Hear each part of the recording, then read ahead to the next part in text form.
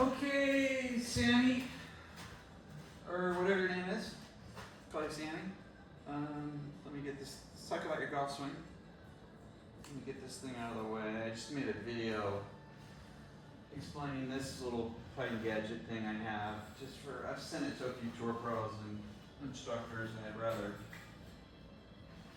just send them a video rather than trying to re-explain everything on that device.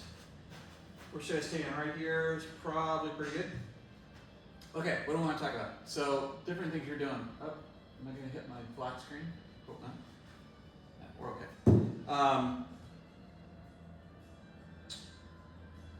Okay, where should I start? I feel like a mosquito at a nudist colony. I don't know where to begin. So, there's the general, the general overall, the overview, the analysis of your swing. I kind of see what I think you're trying to do. So your complaint, let's talk about your complaints first, or what you think you're doing wrong. So you're talking about how when you took some GRFs, did some force plate stuff, that you weren't using your left leg. I assume that means vertical. You're not pushing out the left leg enough. I assume that's what, because you're using the left foot to do other stuff too. I mean, you're using it for the rotational stuff. So generally, it works that you're gonna get lateral first, right? So pushing linear or lateral to the left, then the feet you start putting shear force across the feet to start rotation, and then after that, and these are all blended kind of together, overlapping somewhat, but lateral, rotational, and then vertical. So pushing up vertically through the leg. So pushing upward this way. So that's kind of how the GRF should show up. That's the order in which they should show up. Truthfully, all that stuff happens so soon, but by the time you get about halfway down thereabouts, maybe a little bit past, you're already going into verticals if you've done everything right. But that's the order in which things happen. And what you're saying is, okay, so I'm not getting enough, I think that's what you mean, that you're not getting enough push up through the left leg. And you say it looks collapsed, right? So, well, yeah, I mean, if I were to sit on my right leg, and then I was going to try to rotate and then push off the left leg, the left hip would be spinning behind me, and there's no way to like push up through the left leg vertically because you don't have any mass or weight on top of it. You haven't moved into it. So obviously some of the pressure is coming from just the inertia or the momentum of your movements toward the left leg. But then there's just your CG, like where's your center of gravity? So where is your body mass position just vertically as far as the geometry in terms of your left leg? And so what you get a little bit too much of when people are trying to do that is you get them trying to figure out how to push through the left leg, but they haven't orientated their body in a place to utilize that force effectively. So I guess a good analogy would be that you're essentially, when you get to, if you can you set your sequence up to get into the left leg so that you can use the left leg properly. The way it's supposed to work is if you think about it this way, if you think about the way you would jump off a diving board, you're going to take a big leap and you're going to land on the end of the diving board. And what you're going to do is you're going to ride the diving board down, and then you're going to ride the diving board back up. And just as you're trying to ride the diving board back up, you're then going to continue to push off with the diving board, right? What you're not going to do is you're not going to land on the diving board, and as the diving board's trying to flex down, you're pushing back off it with your left foot. Like that's, intuitively you know that. But unfortunately, when people are trying to get these GRFs right, they won't get far enough left early enough, and then they just try to push off of it. And in fact, I think AMG has a video on the difference where he's in real time showing the vectors of the forces through the feet.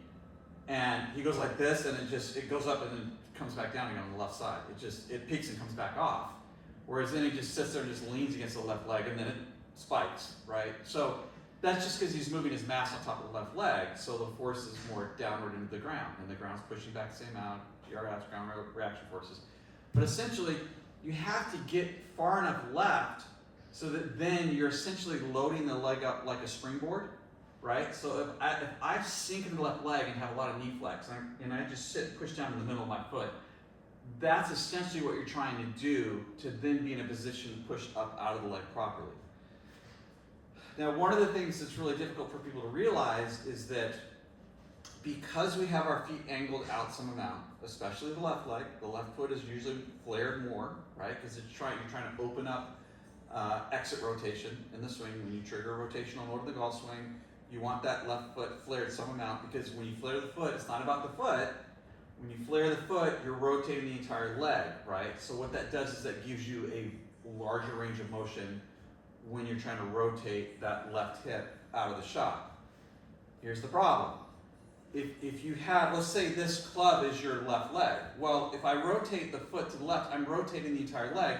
And so now the knee is pointed essentially the same direction as the foot, right? So let's say it's rotated open 30 degrees. So now the knee is rotated 30 degrees to the left. Well, one of the things that's happening when you start to turn your hip and straighten your leg is that it's not going to want to push the hip back, the left hip back 90 degrees to the target line, perpendicular to the target line. It's going to be 30 degrees offset, right? So it's actually going back this way. So instead of, if you look at here, if I have the left foot out and I start to straighten the leg, then the hip will generally want to go straight back away from the target line. But if I turn the foot out, now that's the way the leg's orientated, and that's the way the hinge of the left knee is working. So when I start to straighten the left knee, what am I going to do with the hip? I'm going to push it backwards this way, am I not? So that's the issue that everyone runs into. They think, oh, I'm just going to try to shift a little bit so my hip joint gets over the top of my ankle joint, and then I can just go full tilt boogie on the rotation. It's like, no, you can't, because it's going to push it backwards. So what ends up happening is guys start to make a little bit of a shift, and then they start trying to push through that left leg, and it just throws the hip behind them. And then they end up looking like this. Does that look like anyone we know? Go to the bathroom and take a look at that guy that's staring at you in the mirror. That's what's happening with you. That's some of what's happening with you. Right? And that's why you feel like no matter what you do, you spin out. And you're playing tug of war with yourself because you're trying to do things to push off the left leg to get the verticals right. But then you look at your finish and you're just spun out, pulling backwards away from the target. It's like, yeah, you're not getting your pelvis far enough left. Now there's other backswing stuff we got to talk about too. But I'm talking about this in reverse order just because ultimately you have to know where you're trying to go. And this has kind of been the theme of my videos lately, is just to hammer this down, is that you've got to get some idea of what the destination is. Because if you don't know what the destination is, you're just running blind. I mean, you have no idea, and your brain doesn't know what to do. It tries something new, and this is why when you just work on the setup or the backswing or something like that, and then you still get poor results, you may have made a backswing improvement, but it doesn't really matter. It doesn't come to fruition at all because the body doesn't know or the brain doesn't know what to do afterwards. It doesn't know. All you do is you have your coach down there going, hey, that's a lot better, just keep doing that. It's like, yeah, but I'm still hitting terrible. It's like, yeah. And what he said wasn't wrong. It's setting the stage for good things to happen. But what you need to do is figure out where you need to be coming through the ball, get some sense of that, and then start to build a backswing setup, grip everything else around it to start to deliver in that position more consistently, to deliver in that orientation and impact or just past impact more consistently. But you have to, but the ground rules are to understand how everything works. The truth is that if I could wave a magic wand over your brain, your fairy golf mother comes down, and I said my one wish for Sammy is that he would actually get his pelvis shifted, not rotated, shifted far enough left toward the target before he starts spinning out of the thing. If I did that, if I could just zap your head with that new formula, you would feel so far past the ball. By the time the club got halfway down, you would feel like there's no way. Like I've run so far past the ball feels like it's 3 feet this direction. Like you would feel, how am I going to do that? And the problem there would be that you try to scoop at it even more to try to get the club head to catch up, rather than just letting the handle continue to go forward and then just rotating the grip so you get the face squared up, right? But you would feel like even if you did that portion right, you'd feel like you were driving the thing into the ground. Right, and then you would recover that by standing up out of it. And as you stand up out of it, the left shoulder starts to come up and lift. That's such a shallow angle attack, starts to recover the golf club, starts to put the golf club more in this orientation. But you can't get into that spot. You can't deliver that more tour-like impact until you get your center of gravity, right? The basis of all movement shifting more left into where it's going to be impact and post-impact, and you got to kind of work backwards from there. Right? So the idea would be, all right, so how do I do that? Well, one of the keys to getting enough lateral shift is not just the idea that you're going to move the pelvis to the left. One of the things that helps you do it is to make sure you don't trigger rotation too soon. Because even if you're trying to get the pelvis to the left, if the hip starts opening, everything's going back behind you anyway. So all you would do is go like this and then try to hump forward. That's not it either, right? You basically have to feel like this, like your butt, like you're sitting down, the knee stays underneath you, and your tailbone would feel like it's sitting down like this. It would literally feel like that. As bizarre as I just made that look, it would feel like this, right? That's what it would feel like. And you can see how my left hip is actually I'm trying to get it past my ankle, because as soon as I trigger rotation in, and rotation is gonna start no matter how much you hold it back, rotation of the pelvis is going to start before you get there. As I'm rotating backwards, it basically is canceling out all that lateral shift this way. That's why you see really good players when they hit through the ball, like because they blend the rotation in at the right time after the pelvis shift, because rotation is working to get the hip to spin back behind you, when you blend hard, strong lateral shift with active rotation at the right time to trigger rotation, it'll look like the hip joint really doesn't move past the ankle. It'll look like the left side of the hip just gets over the top of the foot and then you straighten up out of it. But when you watch players do that well, all of a sudden when they get done rotating, they're right over the top of their left leg, like this, right? They're very balanced over the left leg, weight is moved into the back left heel, you'll have a little bit of roll on the foot, and everything will be centered from center of foot back to heel on the outside of the shoe. And you just sit there all day and balance it all day. But I can't get there if I trigger rotation too early. It's going to look like this, right? And then what happens is the upper body starts to take over and you throw the club at it, and it kind of looks like that, right? As opposed to every good ball striker of all time, which looks like this. And they look like this, that classic impact position with like Hogan or whoever, because they've got that hip to start moving laterally, right, before the rotation starts to set in, okay? So now, is it good enough to just know that and just start hitting balls? Nope, it's not good enough, because you probably won't get yourself in anything remotely near a full swing. You probably won't be able to get yourself to do it. This is where I become the rude diva and I just tell you the cold, harsh reality behind this whole situation. It's not going to happen. So what you got to do is you got to start doing micro swings to feel like, well, what would it feel like if I was going to take little like, what is this? This 6 iron, so too much that like you wouldn't do with a 6, but like an 8 iron or 9 iron. Put the ball kind of middle to back of your stance. Preset the handle forward. Just lean the handle forward as part of the drill. And then go and load the club up. Go ahead, more right wrist bend than anything, but a little bit of hinge and right wrist bend. Get the club back to about here. And then as the club is starting to get about hip height, you're going to start leaning into that left leg, right? And what you're going to do is you're just going to let yourself hit these little kind of low punchies where you're just really leaning this way, right? You're just a little bounce against the right foot, and then you're back to the left, and you're really trying to sit into this thing. If you get the knee rotated out too early, first of all, it's not good for your knee because your knee's out of alignment between your ankle joint and your hip joint, so that's not good. So you want to keep the knee kind of in a little bit as you start, and then you're almost, so this is a good way to think about it. You'll feel pressure into the center of your foot, kind of a little more toward the ball of the foot at the initial portion of the lateral shift, while the knee stays behind. So you're almost trying to get your butt to move past your knee as your weight moves into the ball of your left foot or close to the ball of your left foot. And then once you feel that, once you feel yourself where, okay, I feel like now the weight's moved into the center of my foot, now the knee can start rotating around, right? But it doesn't go first. It doesn't go like this. It goes hip first, then knee starts to catch up and recenter itself between the hip and the ankle joint.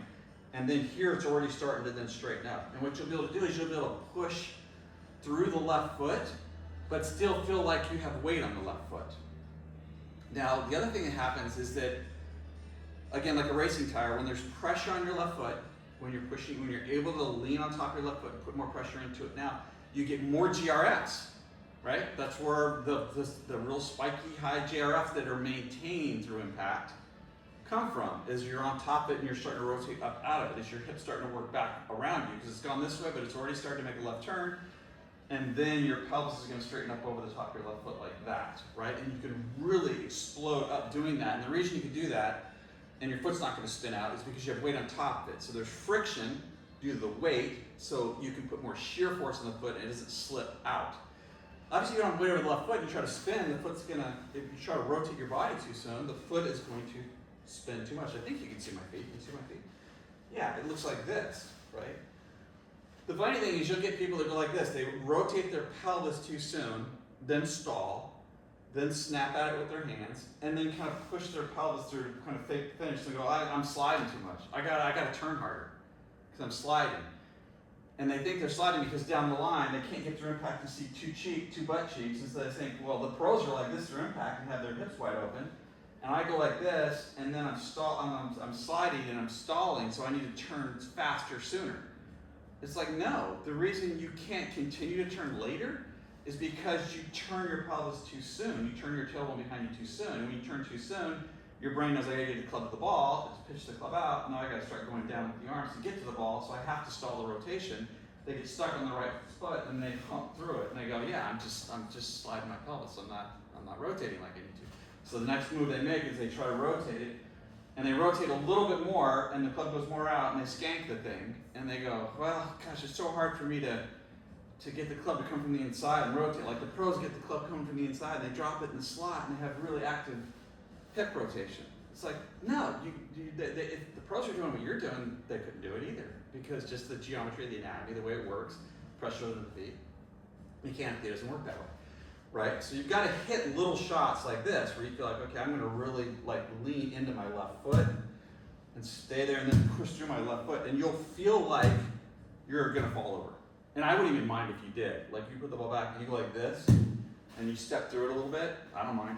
I don't mind. You're just really trying to get this way. And the bigger the swing gets, and the more you start to trigger rotation after you've done the lateral shift right, the more it'll put you right back unbalanced. Because if you look at like a guy like Hogan and look at the way he moves his pelvis, like if he didn't trigger a bunch of rotation to offset the early lateral shift, he'd fall over, right? He's literally trying to he's trying to roll over the top of his ankle when he starts down, right? But because he triggers rotation at the right time in that process, it just keeps him on balance, right? So those things are counteracting each other. But you can't have that formula all snap together like that if you rotate too early, right? So that's one of the main issues. Like forgetting all the things we can talk about with your backswing, you're not turning into your right hip properly. Like we need to cover that stuff too, because turning into the hip properly is one of the most complicated things one of the most difficult things to do right, even though when you watch someone do it, it looks pretty simple. Right? But people will try to look like they'll see a good player that turns their hips properly in the backswing and go, yeah, I can do that. And they kind of look the same. It's like, no, you did it completely wrong. It's very specific the way it needs to be done properly. And the difference between when it's done properly and when it's not done properly is pretty small. You have to kind of know what you're looking at. Like, I'll give you an example. Well, before I give you an example of a bad backswing hip turn to set the stage versus a good hip turn, because you're going to have to address that pretty soon after you get the sense of how to move your pelvis in the downswing, so that you know where you're going, and then you're going to load the backswing up so that you can now get there the proper way, but you need to know where you're trying to go.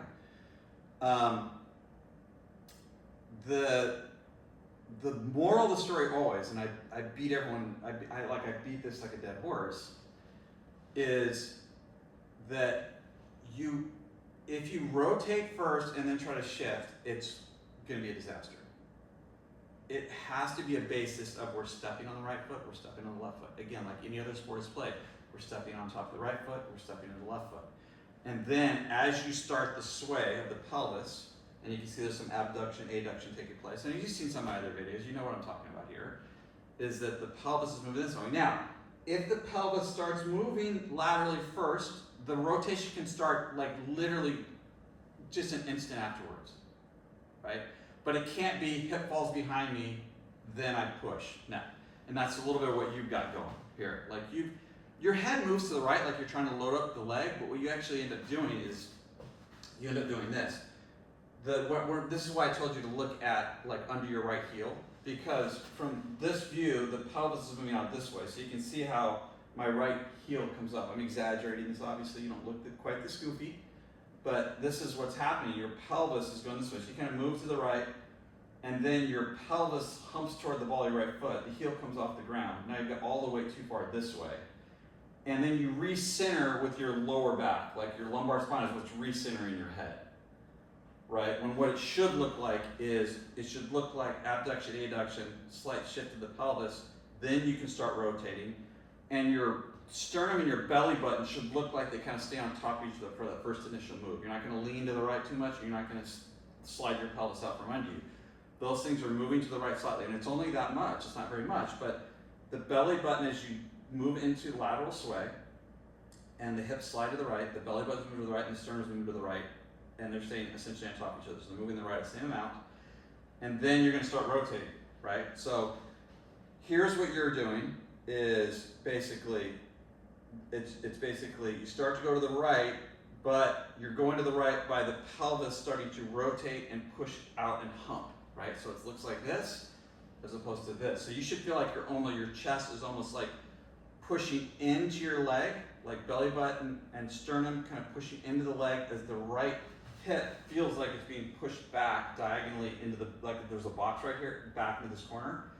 But you don't want to fall over this way with the upper body, and you don't want to lean to the right too much. You want to take your belly button and your sternum, and you want to feel like those things are working in unison to push the right hip back toward the heel. So at least the weight doesn't need to get to the heel, but the weight needs to be at least in the center of the foot. And right now, we know your right heel is lifting, means the weight's too much to the ball of your foot. So you rotate and hump this way. So it looks like this. And then once you get it like that, what you're going to do then is you then you try to drop it and slot with your arms in front of your chest. And as you start to rotate, that pitches you back to your right heel. So now you're stuck this way. So you go this way, hump out to the right, get thrust. Like when we're talking like classic early extension, yeah, most people, they move their pelvis too far this way, and then when they come down, they have to stand up because their pelvis is more thrusted outward. And you need to feel like this more, right? To try to feel like your chest is kind of sinking into your right leg. But if you can get this abduction, adduction working, you can then start to rotate as your left shoulder feels like it goes down and your chest and stomach push down into your right hip socket, and you'll feel your right foot get heavier in the middle of your foot, and kind of there's a little roll in the foot in the shoe. You'll feel like it goes a little bit more outside of your shoe. Like you'll have it's not right in the center of the foot, just to the right side of the foot. So a little bit of roll is okay, not too much roll, but a little roll is okay.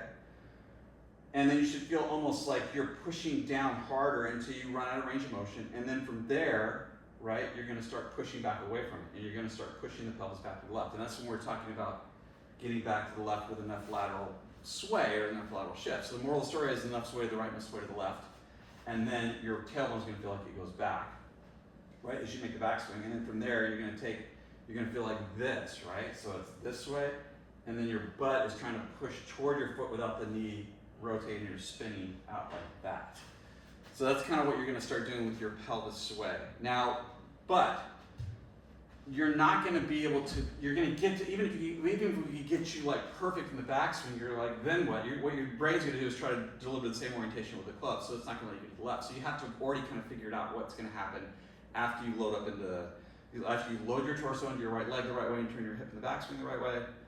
You got to know where you're trying to go, right? So you've got to train that first with these little ones of feeling, well, I need to feel like I'm really leaning into that left leg. Like I'm basically trying to fall over right now.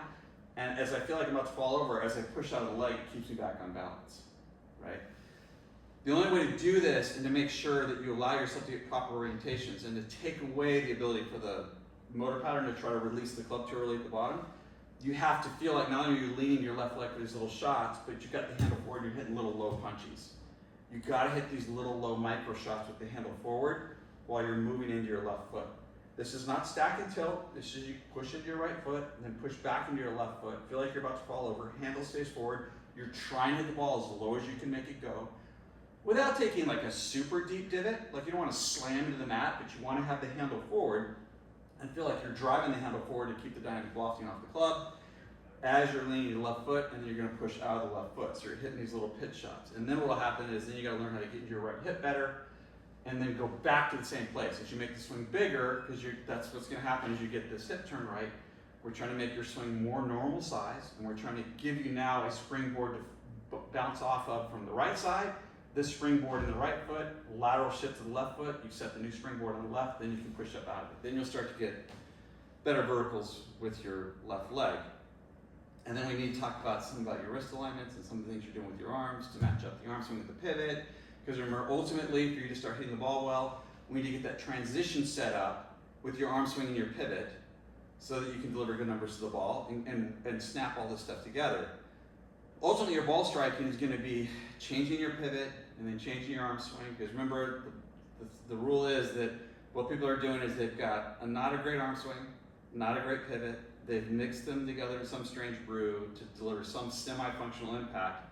But if you want to deliver it more efficiently like a pro with better speed, better numbers in the ball, better trajectory, better solid strikes, better face angles, all that stuff, you need to build the foundation by looking at the pieces, get your pivot right. For you, it's getting your pivot right where you're going to go around impact, get your pivot right going back, and then that way you can spring back to that new spot. And then we need to start working on the orientation of your, the kind of the way your arm swings, the way you transition, to make that impact more consistent and better.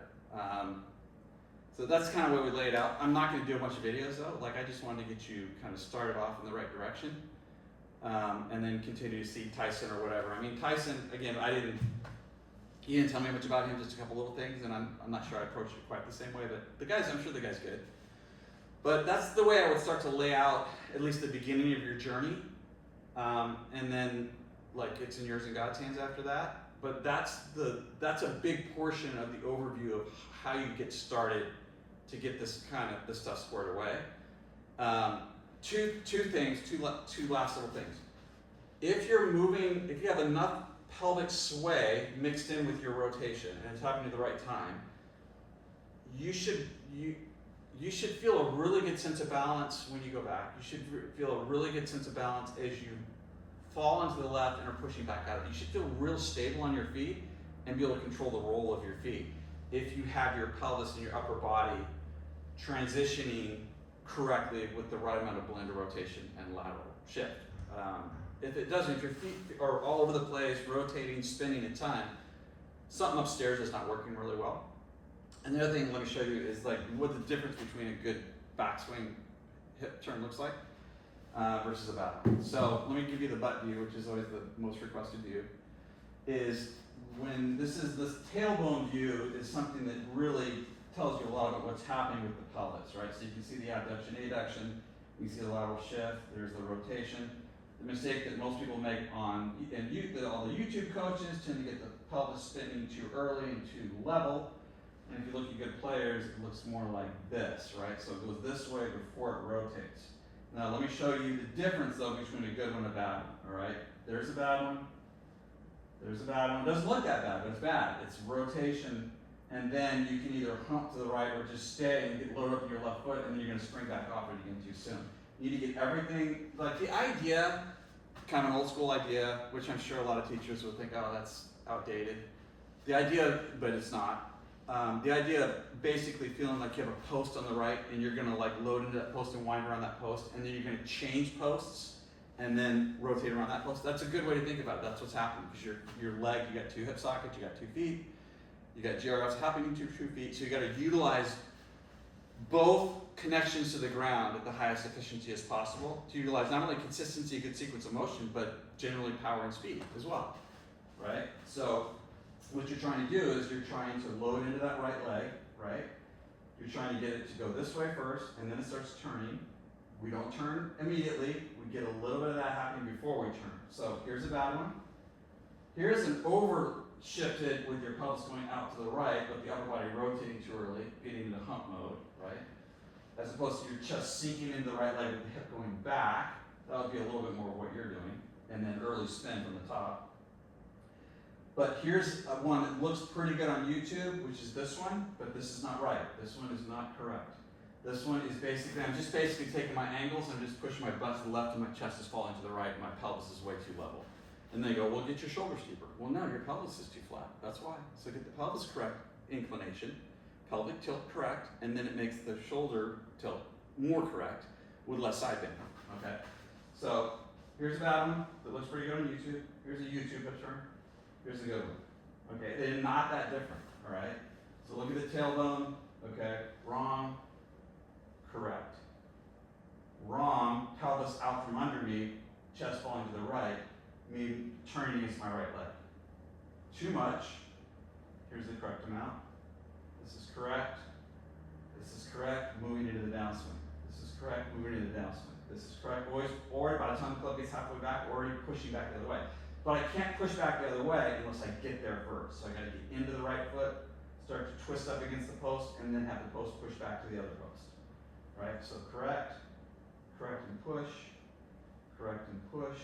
Every good ball striker, correct and push. Bad, spun out, horrific, terrible, push, good and push, bad, all kinds of other bad. So that's all. That's just kind of some things to start thinking about as the foundation of the beginning of your strategy to get better, Sammy. Maybe I could do one more video, I don't know, but I'm just kind of wanted to set you in the right direction, and then you can take it from there. So, okay, and then hopefully we'll post it to the other legends, and maybe some of the other grovelers can get something out of it as well. All right, see ya, bye.